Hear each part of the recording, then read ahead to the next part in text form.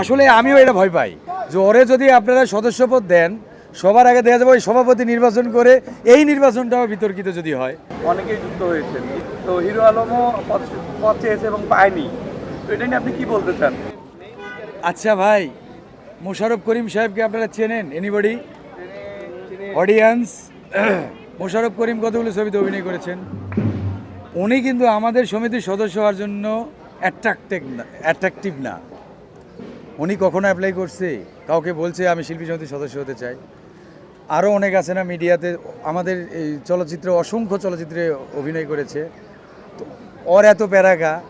আমি যখন ওর ভিডিওগুলো দেখছিলাম, দেখার পর নিচে অনেকেই লেখছিল, মিয়া তোমাকে সদস্য করার সঙ্গে সঙ্গে তুমি যে সভাপতিতে নির্বাচন করবা।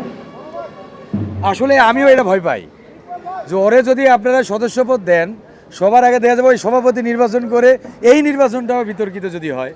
এটা তো আমাদের ভেতরে একটা ভয় কাজ করছে, কি জানি একটা হয়। কিন্তু একটা মানুষ 5টা থেকে সেন্ট্রাল ক্যারেক্টার 6টা 7টা তো ও বেশিই করে ফেলছে। এখন তাকে নেওয়া হচ্ছে না কেন, এটা তার ভালো বোঝা উচিত। সে যদি একজন শিল্পী হয়, সে যদি একজন নায়ক হয়, তার বোঝা উচিত যে সয় সেই রয়।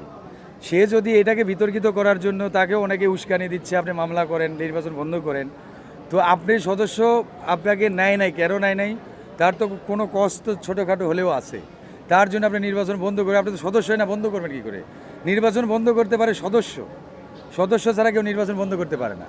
আর হিরো আলমের বিষয়টা হচ্ছে, সে ভাইরাল একটা পার্সন, সে যেখানে যায় সেখানে একটু মাখিয়ে ফেলে, তো এটা আওয়াজ দিয়ে ফেলে, এটা পরিবেশটাও নষ্ট হয়।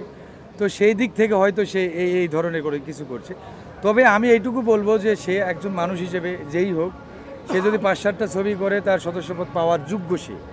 এখন তাকে কেন নেওয়া হচ্ছে না সেটা তারই প্রশ্ন। কারণ আপনি একজন অভিনেতা, আপনার ভেতরে এত এত গুণ থাকতে হবে, যেমন বেগুন যে তরকারিতে দিব ওইটা ভালো লাগে, সেম টু একজন নায়ক বা একজন শিল্পী, তারও বোঝা উচিত যে আমাকে কেন করা হলো না, তাহলে আমি একটু ধৈর্য ধরি, আগামীতে আমাকে দেওয়া হবে। ও যদি এইটা নিয়ে বেশি তোড়জোড় করে, এটা বা বেয়াদবি হয়ে যায়। এবার হয় না, আগামীবার হবে, তারপর না হলে তারপর হবে। এখন সবার তো ভয় একটাই, ওরে নিয়ে আসলে তো সর্বনাশ হয়ে যেতে পারে। ও সভাপতি সাধারণ সম্পাদক নির্বাচন করে অলরেডি আমাকে বলছে যে হিরো আলম তো ভোটার হচ্ছে, এবার তুমি আর হিরো আলম একটা প্যানেল করো। তাহলে বোঝেন কোন দিকে নিয়ে গেছে ইস্যুটা। তো এই জন্য বলছি, হিরো আলম ভাইকে আমি বলবো আপনি একটু ধৈর্য ধরেন ভাই, আগামী তো হবে। আরও সিনেমা করেন না, ভালো করে করেন, আমাদেরও নেন, আমরাও থাকি। একটু প্রমিনেন্ট আর্টিস্ট নিয়ে করার চেষ্টা করেন, বাজেট নিয়ে করেন, 10 কোটি 20 কোটি টাকার একটা ছবি করেন, বাহুবলীর মতো, ইনশাল্লাহ। দেশে দেশে সবার সাথে দ্য নিউজ।